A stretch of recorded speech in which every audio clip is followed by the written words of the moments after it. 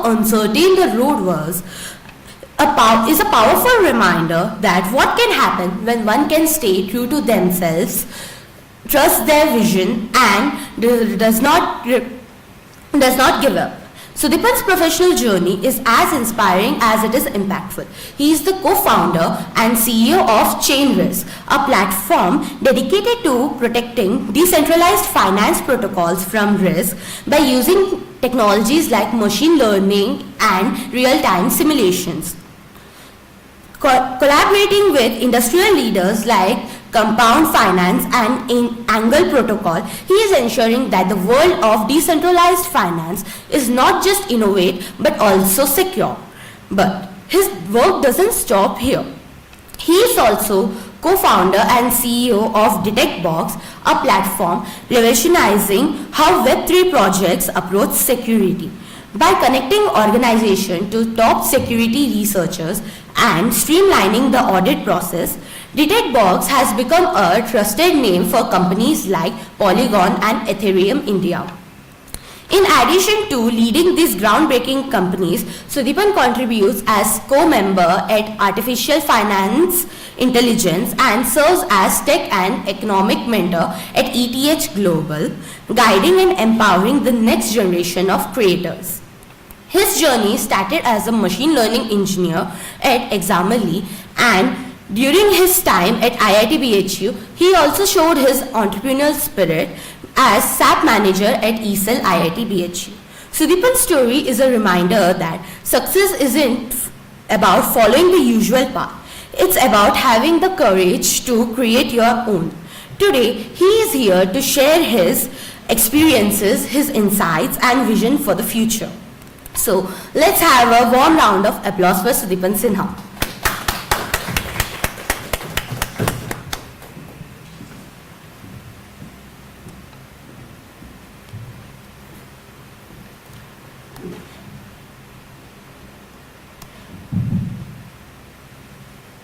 Alongside Sudipan, we have Siddhant Singh, a chemical engineering student at IIT BHU. He currently serves as SAP head at ESL IIT BHU and has been passionately building his own startup Zenith for past 1.5 years. So let's have a round of applause for him as well.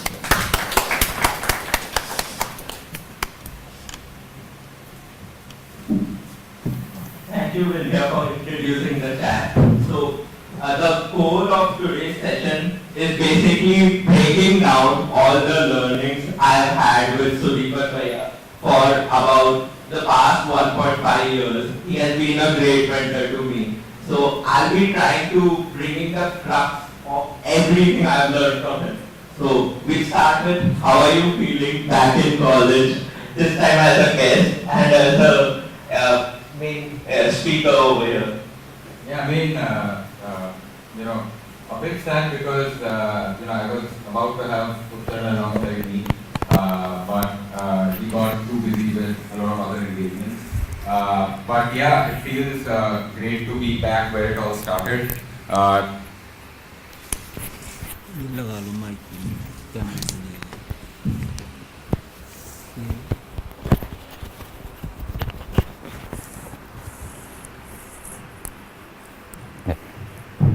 Yeah, it feels great to be back where it all started. I was doing the first year of college, started off by, quite interestingly the way we all start, which is typically by creating pitch decks.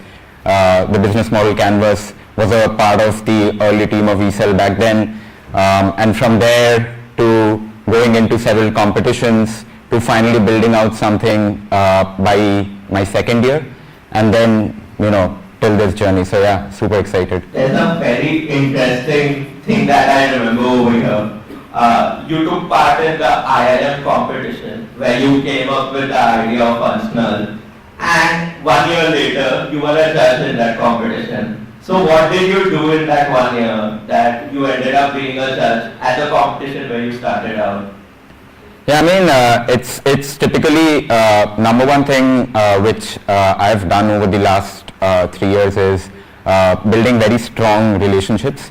So wherever I used to go, for example, I went to IIM Ahmedabad, I've gone to IIM Bangalore for a lot of competitions. While I did that, and whenever I used to meet people, it was not like just a meet and greet. I used to give follow-ups regarding whatever work we did at Ansnal back then. We were typically in the security auditing space. We used to do security audits and at the same time build tools regarding it. So it was like I was just very open to speak about what I was doing, because building in public is, I think, one of the biggest things which all of us as students can do. So I have a very similar journey, at least the starting part. I shared all my updates on social media. Along with that, I shared my updates with almost every senior I used to talk to. I shared a lot of updates with you as well, and after that we brainstormed, my idea changed a lot of times. Over here I have a question. The question is, how do you select the idea? Because as students we do not have a competitive advantage in most of the industries.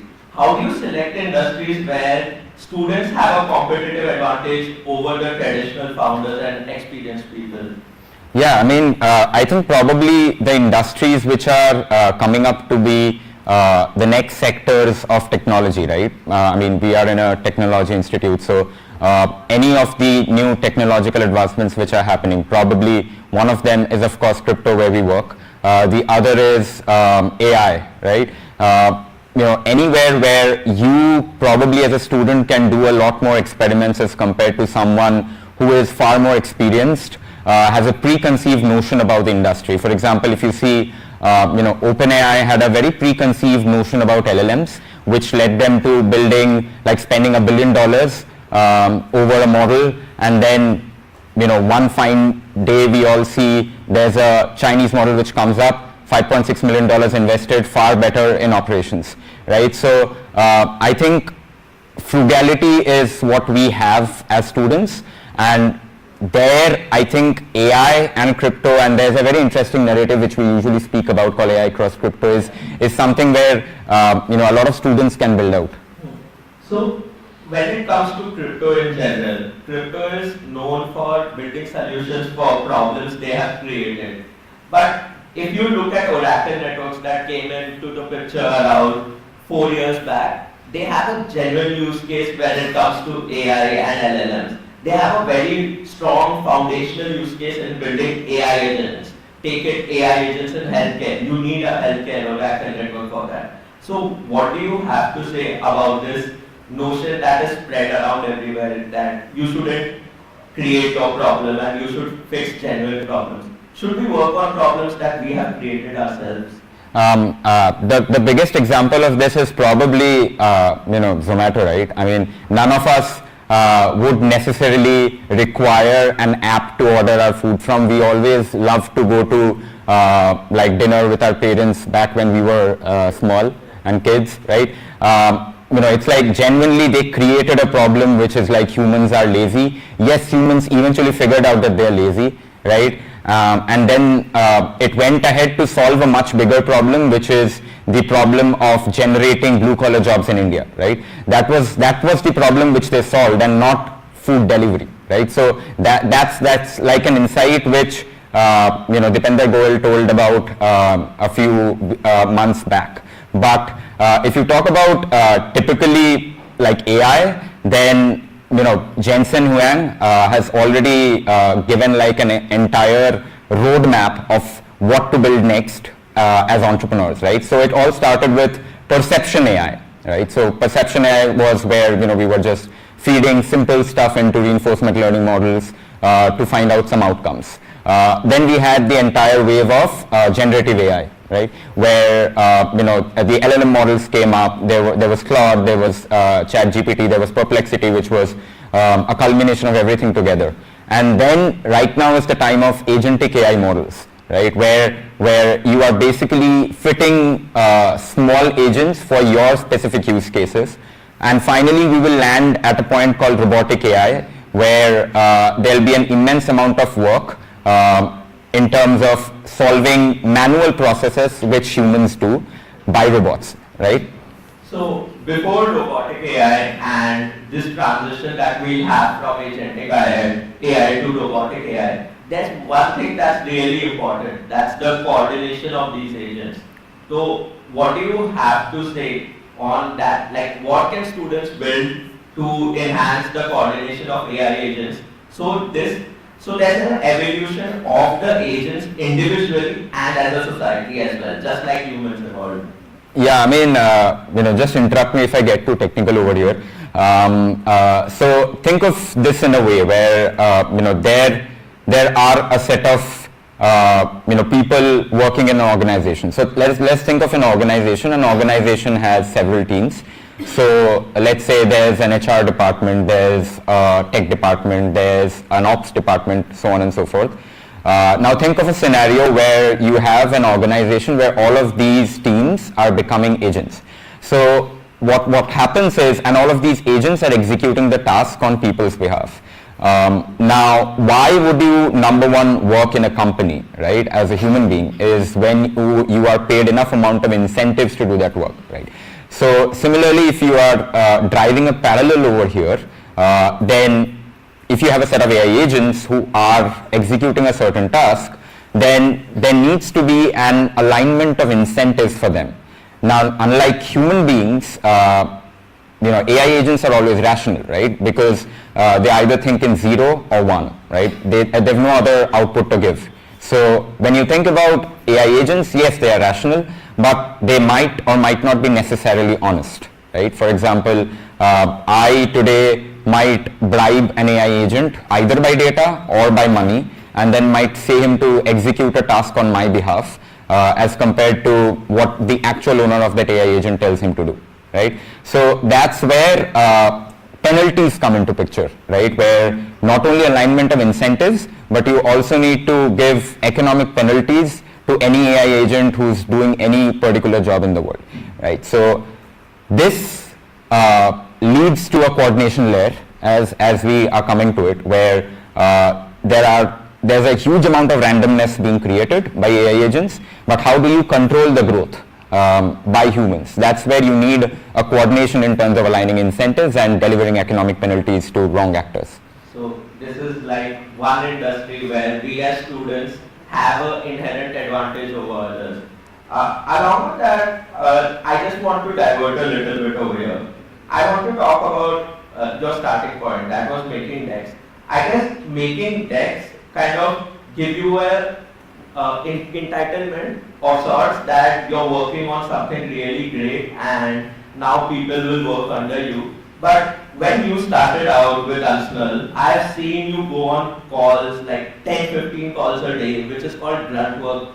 And I remember myself adding in 200 members in the original Detect Box group. So what do you have to say on when should we make that transition of moving from a fancy deck to building a grunt work oriented service and then moving to a product?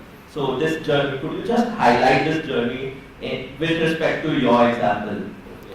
Yeah, I mean, the way this goes is basically after a point you would realize that actually the biggest investment raises in the world don't actually happen on decks. Yes, I mean, there would be tons of YC decks which you see, which have probably raised a few millions of dollars. But if you see further ahead, the raise actually doesn't happen on decks, it rather happens on relationships, right? So that's where the number of calls you take.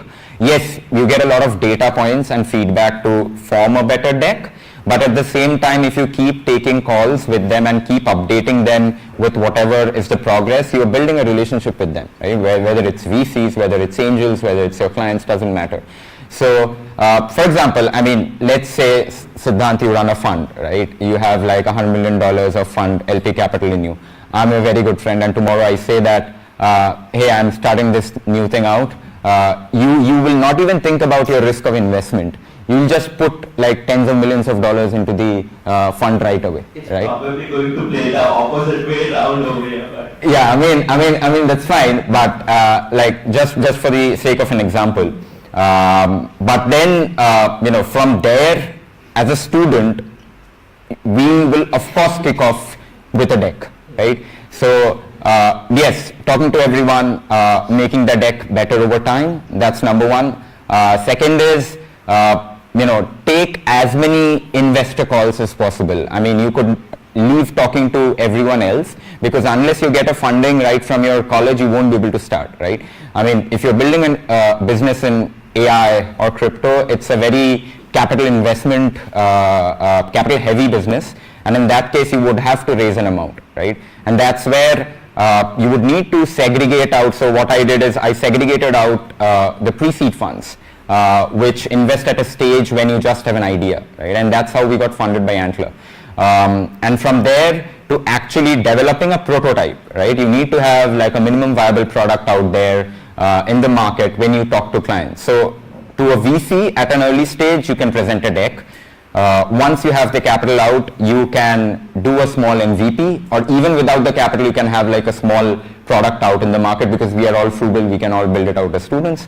And then from there, you can talk to clients, because if you talk to a client with a deck, it doesn't work. So between the deck and the fundraise, I actually saw you guys making revenue as well. So I guess I want you to kind of go deep into that. How do you start making revenue? Because once you start seeing revenue, you can predict the future for yourself, and you can take the call of going all in sort of not doing other things in college, or working towards an intern, or working towards placement. So how do you start getting revenue? How do you get that confidence? Because revenue is the best source of confidence, I think. Yeah, I mean, market validation is the best source of validation. So the way you start is basically picking, probably if you're building like something B2B, then probably you could start with a couple of design partners to build with. Let's consider that you are building a SaaS tool, an AI SaaS tool for, let's say, enterprises to smoothen their operations. So in that case, let's say we pick up two enterprises. Let's say we pick up Decathlon and Flipkart, right?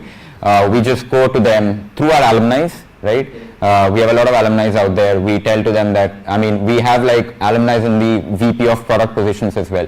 So we could go to them and say that, hey, we are building this thing out. Why don't we run just a free of cost POC with Flipkart, right? Now once you're done with that, with a free of cost POC, you have something to show to all the other clients with whom you're talking. And having an entire POC run out with Flipkart adds on a lot of confidence. And post that, you can start generating revenue in terms of grants, right? So first you approach grants where you're telling organization that it's like a one-time fee of integration and trying us out. Basically tell them that, hey, we believe in our product. For you to believe in our product, use us. If you don't like us, don't use us. That's the best statement to make in the market. Leave upon the market to decide whether you are a good product or not, rather than trying to push and say that, hey, we are the best in the market, you have to use us and have to pay to us, right? So that's like the best way to go about it. So a lot of people actually don't reach out to alumni the right way. I guess the best way to reach out to alumni is through another alumni. So I started out with working with Nishant Bhaiya as well, and I guess he helped me a lot to reach out to many alums. So to everyone out there who's not able to figure out how to reach to alums, get connected with your seniors who just passed out, get connected with seniors who come to college, get connected with the alums, try to build a personal relationship first, and then they might help you reach out to other alums as well, or they might just host an event, go in that event and talk to people out there. This is a very good way. Actually, capitalize on everyone who's coming in your college. I'm not telling this in a very greedy manner, I'm just giving it an advice. Just go talk to them. Everyone likes when people talk. Oh, we are capitalists, are we? Yeah, we are. Yeah. To be honest. But we are diplomatic as well. Yeah, of course. I mean, yeah, makes sense. I mean, in the first year of my college, I met Nishant Bhaiya, went to exam early. I skipped college for 2 weeks in August, went to exam early to work as an ML engineer. But the more experienced I gathered was not in ML, but in actually seeing a company run and what to do and what not to do from the eyes of a CEO, right, who's been building out there. So that is, I think, very important. I mean, if you get, I mean, you guys might be having like all of these founders office roles coming up on LinkedIn. That's the best way to get started, to be honest. So there are these steps that I actually saw in your journey, from the pitch deck to the fund round. So first step was obviously make the pitch deck, take part in competitions, keep pitching. I saw you in IIT Delhi, I saw you in IIT Bombay as well. And then the second step was actually reach out to people, do a prototype test with them, work for free.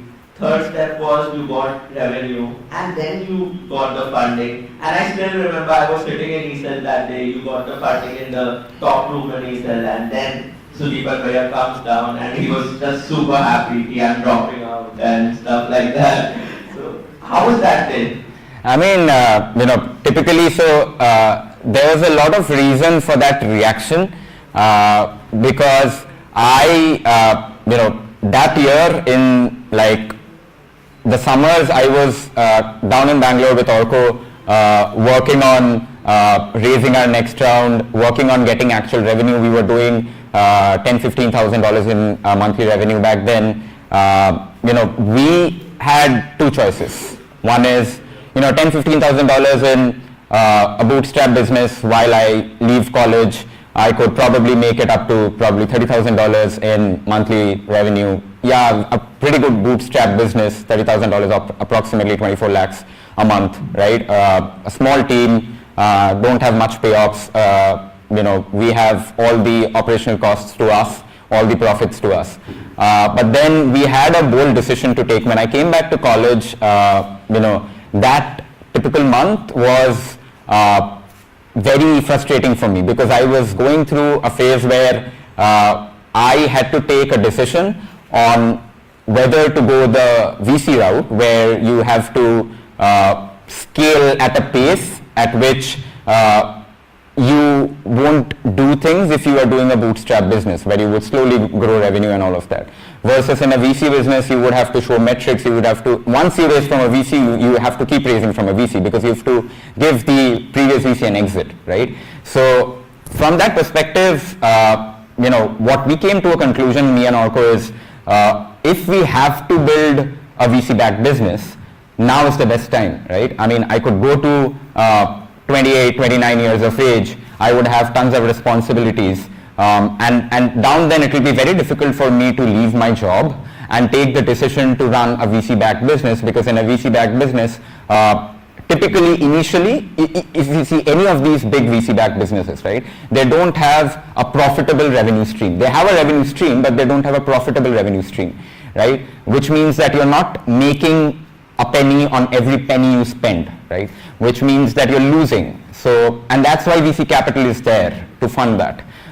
So we took this decision that, we could build out a bootstrap business anytime in our lives, but if we have to build a VC business, it's the time now. And that's why once we got that funding, that was my reaction back in ECEL.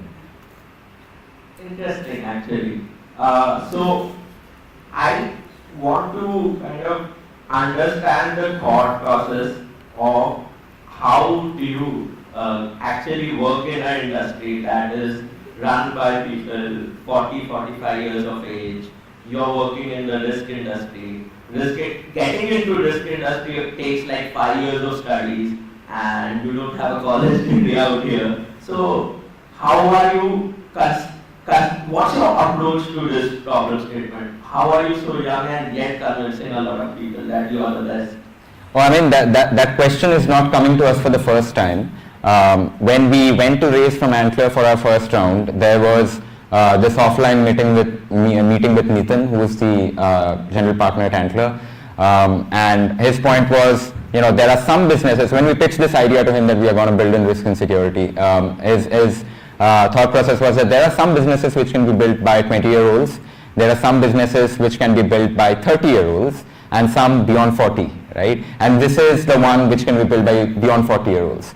Right, and that's where we got a very negative feedback from Antler, but from there to actually figuring out an entire technical procedure to build this out, and second is show them the capability that we can build a team which is required for this. So even if you see, like, we are very different from Zepto, right? So Zepto can be built by a very young team as well, right? Versus a company which is heavily focused on research like us cannot be built by 20-year-olds. That is a very strong point to make.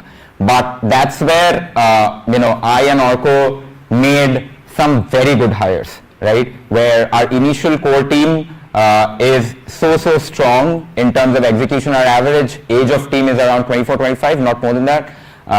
But all of them are prodigies in their own space. So that's what we figured out, that if we are to position ourselves as a prodigy in the industry, we would have to probably pick other prodigies as well. So yeah, I mean, that led us to serving some of the biggest clients in the industry. I mean, we are serving what we call the Deutsche Bank of crypto, which is Compound, right? And I mean, serving a client as big as Deutsche Bank or probably JP Morgan is something which automatically puts on a trust and doesn't question you on your age anymore. One thing that we both have talked a lot about personally is that your case has been the startup dream for a lot of people. You start out in first year, you raise in your second year, take a dropout, and it's very exceptional. And it's super easy to term these exceptional cases as the lucky ones. And so, is it even reasonable to run behind being exceptional, or it's just pure luck? What's your take on it? I mean, how do you define luck, right? So the way you define luck is when preparation meets opportunity, right? As simple as that. So what's in your hand, the opportunity or the preparation, right? So if you don't prepare, even if the opportunity comes your way, you won't be able to take a stand for yourself, right? So that's where, the first 2 years of my college, and even like 1 year before that when I was into ethical hacking, my work was to work on myself and get prepared for the day when the opportunity comes. It might not have come at my second year, it might have also come once I pass out of college, right? So it's not necessary to leave college at any point of time, but whenever the opportunity comes, and an opportunity is so big, it comes probably once or twice in life, right? So that's when you have to be ready enough to grab it. And if you call that luck, yes, that's luck.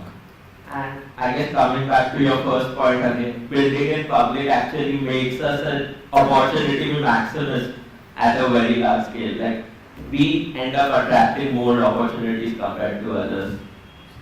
Now, I would like to actually shift the conversation a little bit.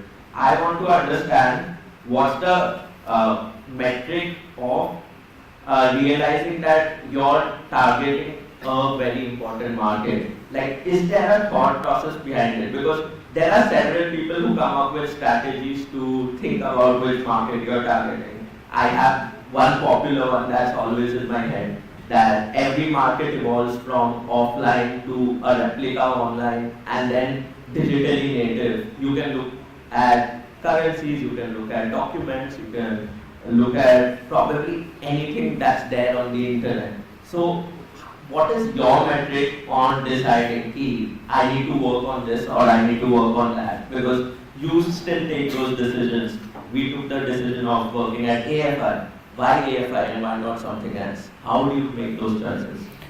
Part of it is, so the way, I mean, VCs want you to show a very big TAM, right? But that's not necessarily the way, that's not at all the way you have to build a business, right? So the way you build a business is you pick a small market, let's say that market size is probably 10 or $20 million, you win that market. You find next market, which is let's say probably $50 million, you win the market. Win the market is holding a majority share in the market, right? So this is the way you go about scaling, right? So for us, when we were doing chain risk, we were typically doing risk management in DeFi. We are still doubling down on it, expanding in that. Now, as a founder, often you have to take some crazy decisions, right? Chain risk as a business is where growth potential is a 7 to 10 year growth potential, right? Where it's a typical risk management business. If we have to become the Moody's of the industry, it'll take us 7, 10, 15 years. And then crypto as an industry works in cycles, right? So we all know that today Trump is onboarded, US is pro crypto, pro AI, and Trump is there for the next 4.5 years, right? So till Trump is there, we as a company need to capitalize on what we can do in the crypto space, right? Which can be an exceptional outcome. And that's where I think, having an advice from all your advisors to finally building out some use case of yours, which can make you go viral, right? Because unless you go viral, think of any company in the market for that matter, right? Unless you go viral, you cannot really make it up to the top, right? So if let's say a company goes viral and after that it directly goes IPO, it would directly get a 30x, 40x subscription on its stocks, right? And that virality is something which we need to hit, which all of these like sharks did when they came to Shark Tank and then they did an IPO, right? So that's the kind of virality you need to hit. And when you talk about virality, you need to build a consumer product, right? Because B2B is boring. Boring things make you a lot of profits. B2B businesses make the most amount of profits in the world, right? We make almost 70% margins in chain risk, right? But in case of B2C, you burn your hands, right? But you burn your hands to get that virality, right? So are we chasing virality? Yes, we are chasing virality, but are we giving value to the users? Yes, we are giving value to the users by building AFI. So before going to the questions, I want you to highlight the importance of going on journeys of entrepreneurship without even thinking about the displacement you might have. Because if I talk about myself, in the last 1 year, I started out with a deck, then I started conducting gaming tournaments, I made some revenue over there, but now I'm back to zero again, making a new deck with a new idea, with a new business model. Is this journey useless? That's the question. Every one of this cycle makes you probably, more matured as compared to what you were last time, right? So how many times did I make a pivot before finally landing onto chain risk? Probably 8 to 10 times, right? That's a huge number of times in a span of 2 years, right? In a span of 2 years, doing a pivot of for 8 times is probably saying that you are doing probably 2 pivots every quarter, right? So which means that we were iterating so much that every time we were iterating, we were increasing our probability of success. So there's a very famous saying where it goes like, the longer you sustain as a company in the market, the more is your probability of winning, right? Now, whether you sustain by pivoting or whether you sustain on your current model is something which is very important. Now, there's an important point which comes over here is, do not start loving your product, right? Because if you start loving your product and you get emotionally attached to your product, even if the market says that, hey, that's something we don't want, you would still keep doing it, right? And that's where the cycles come in. You rationally think about it. You only rationally think that, think of it like an AI agent, right? Think rationally, think that, yeah, it's making money, there's market demand, make it. There's no market demand, market is the best mirror forever. It's telling you that, hey, don't build this, build something else, go through another cycle. I guess Brian Chesky said the same thing. He told that keep launching until you get viral. And they took about 8 years and about 150 pivots to actually get viral. It's quite interesting because people don't think that way. They want to stick with one thing and then they want to make it a unicorn. That's like also one of the best things we have as students, right? Because, if you're, let's say, a 40-year-old, one thing which I told to Nitin back when I was raising my investment was a very strong statement, right? If you're a 40-year-old, you are building a company, let's say, even if it's of high sophistications, like, let's say, risk, right? You would have preconceived notions, right? This is done this way and not some other way. You would have bookish knowledge, you would have tons of other knowledge which has been fitted to you in the last 20-30 years, right? But as a student, you don't know anything, right? So it's like you get whitewashed every time you are trying something new out. This is the biggest reason why crypto has young folks, but it's a heavy research-based industry. I guess let's move to questions now. Yeah, sure. From the crowd.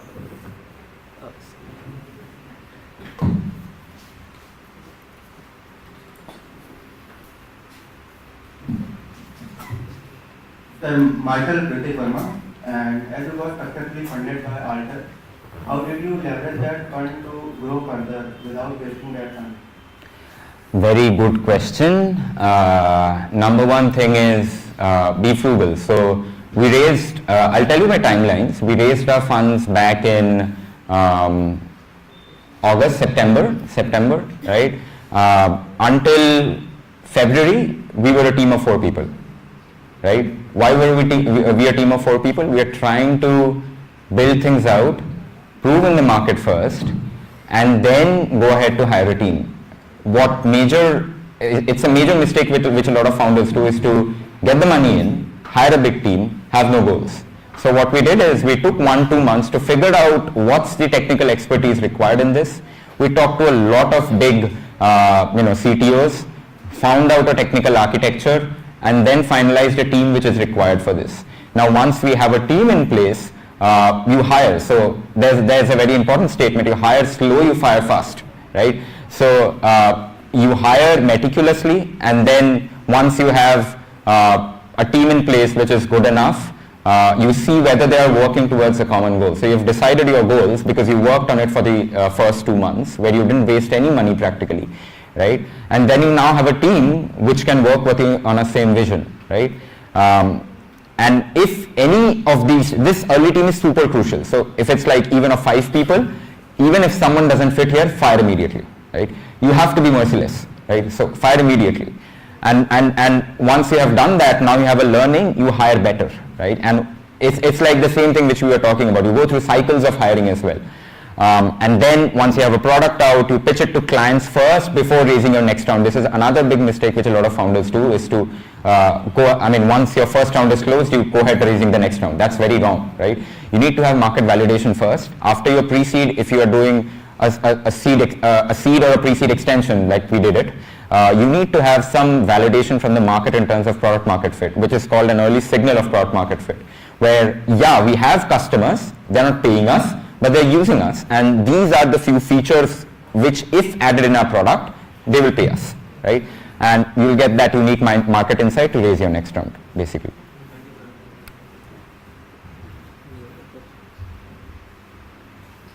So, how have you grown emotionally and mentally in this journey? Like, I have also been working on a product, and some days we feel like we are on the top of the world. We have done so much, we are so intelligent. And the other day we feel we don't know anything. We are at the bottom of the world. So how do you cope up with that, and how has that evolved you over the years? Okay, so this is something which is gonna come every now and then to each one of us, who is building, because probably some things are worth the wait, because we build out something, we do not get a validation from the market, we feel that, hey, we didn't build actually something useful, right? And that's where I think for me what has worked is typically 2 things. Probably talking to my family and friends a lot. Whenever I feel the world is going entirely south, leave everything out, right? Just take a couple of days off. I corely am a person who believes in focus rather than consistency, right? Because I generally work in a way where I work like 3-4 days a week. I continuously work and finish all my work, and then probably if I'm feeling down, I take another 2-3 days of break, right? Where I typically chill out. But that's one of the best things about the US work culture as well, right? They work 5 days. When they're working, they're working. When they're not working, they're only chilling. Even if I go to them and say that what about this work which happened to you, they'll basically involve me in their own thing and tell me to basically chill out with them, right? So that's the best thing about it. One thing is family and friends, and the second thing is have a good team. Vibe with your team. We did a very good outing back, an out of office sort of team meetup in Bali, right? Missed that one. Yeah, you missed that one, but never mind. You've had other things on your table. But we did that. We generally do a lot of events. We go out. We don't usually think only about our product. We talk to a lot of people, right? That's the best way to, kind of cope with this. You have no other option. This will keep on coming. I mean, every 6 months, we ourselves also feel that we are falling apart. And then you have to do another innovation altogether. Right now, that's safer in our case. Thank you so much. So Sudipan, you pivoted around 7 to 8 times. So what's that signal that the time to pivot now? What's that right signal for us to know that it's the time to pivot now? Two things. Number one is if you start building something out and then you figure out that you don't necessarily have a founder market fit in there, right? That you necessarily don't have the right set of talent to build that out, right? Then you pivot immediately, right? Or else, if you know that this is something which you can build out, if you go out to the market, you share this with few people. If they respond to you in a positive manner, well and fine. If they have negative responses, you must talk to a few other people. What some people do is stop right here, right? That's wrong. Some people might have negative views. And then if you go to some other people, they have positive views, then you have something to crack, right? Some people are saying something good, some people are saying bad. That always happens in a product. But if that next set of people again tell you that, hey, this is not something which is going to work, you simply leave it out. So it's basically that, something like a clinical trial process, right? Where you're building something out, the market is not responding to it. As I said, market is the best mirror, right? If it doesn't respond to it, it's not generating potential revenue for you in the next 6 months, probably it's not a good thing to pursue. As simple as that. Cool. Just one more question. You just now said founder market fit. What's your definition for a founder market fit? That's the exact question, right? So, I mean, there are a few industries where people of like 20s fit in a lot, right? Probably, a bit more simplistic industries, right? Where, you could, yes, we could build out some D2C brands in India, right? Which is typically very easy to build out. You see a lot of D2C companies coming in Shark Tank, right? But that is a major problem which is like holding India behind. We are not getting into deep tech, right? If you see US and the average age of people getting into YC building AI companies, that is around 22, 23, right? I mean, in India, all the VCs are coming and telling to us that, hey, you should be a 40-year-old to build an AI company, and that's like absolute like rubbish, right? So while YC is selecting all those people, we should take the bold step to do something like the new technologies, right? And the new technologies is where you can experiment. A founder market fit is like something similar to total addressable market, how you decide a total addressable market. It might be geography, it might be a set of companies. So similarly, founder market fit is about your skills, it's about your age, it's about how much do you know about the industry where you are getting into, and all of that, right? So for me, yes, from a knowledge perspective, we were not there, and that's why we built out a team which has a knowledge perspective, right? From an age perspective, we were in the leading technologies, which was crypto and AI, and that's why we had a better founder market fit than all the other founders who were pitching probably similar ideas in this space. Cool, thank you. So yeah, we have a time crunch. We cannot take more questions now. So yeah, it was nice chatting to you, and it's always nice chatting to you actually. And yeah, thank you for being here. Yeah, I mean, it was an honor.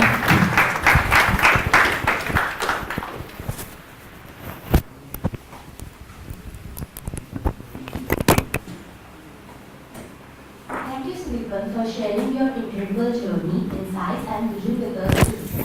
It's been an inspiring conversation, and we are all privileged to have had over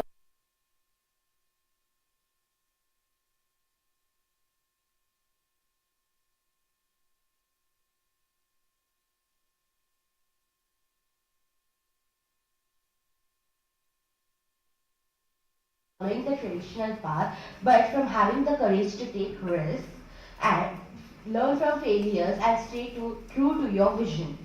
Your work at Chain Risk, Detect Box and all other ventures you are involved in is proof of the impact that visionary leaders can have in revolutionizing industries and improving security in the digital first world. Now, I would like to invite Mr. Anish to felicitate Mr. Sudipan Sinha.